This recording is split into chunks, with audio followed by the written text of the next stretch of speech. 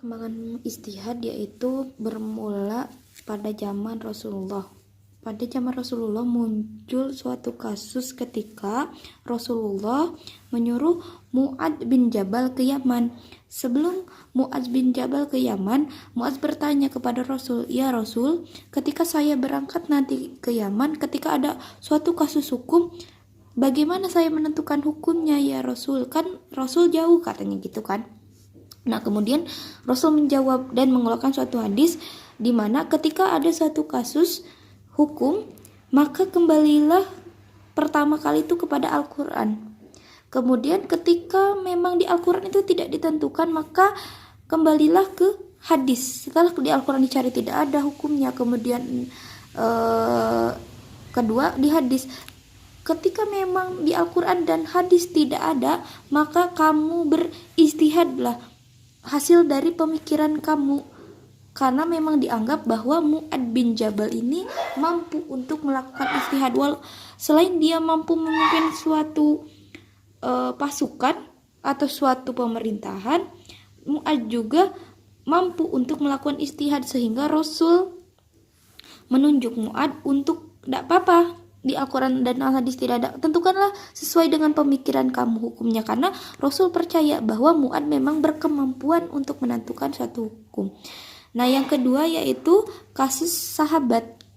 Nah, pada zaman sahabat setelah Rasul wafat, maka hukum ditentukan oleh Khulafa Ar-Rasyidin dengan adanya kasus-kasus, salah satunya adalah Rasul wafat, kemudian bermusyawarah siapa pengganti Rasul, dan ditentukanlah Abu Bakar sebagai ganti dari Rasulullah sebagai khilafah.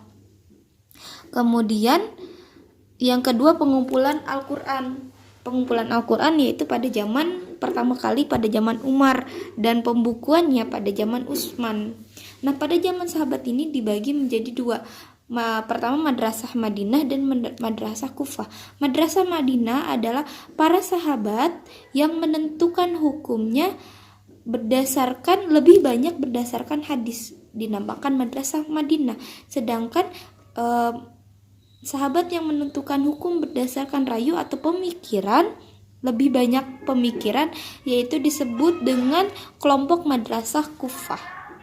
Setelah tadi zaman Rasul, kemudian zaman sahabat, yang ketiga yaitu zaman tabi'in dengan munculnya imam-imam besar yang kita kenal dengan 4 madhab ini.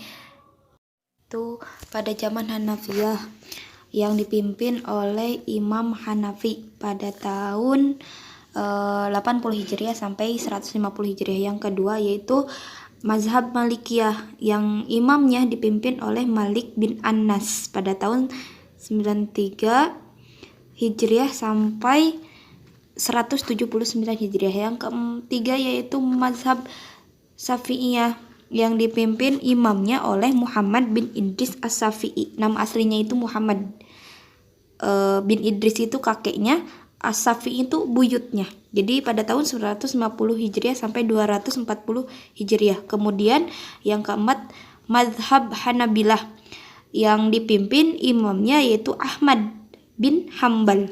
Hanbal itu nama ayahnya. Jadi nama aslinya adalah Ahmad pada tahun 164 Hijriah sampai 240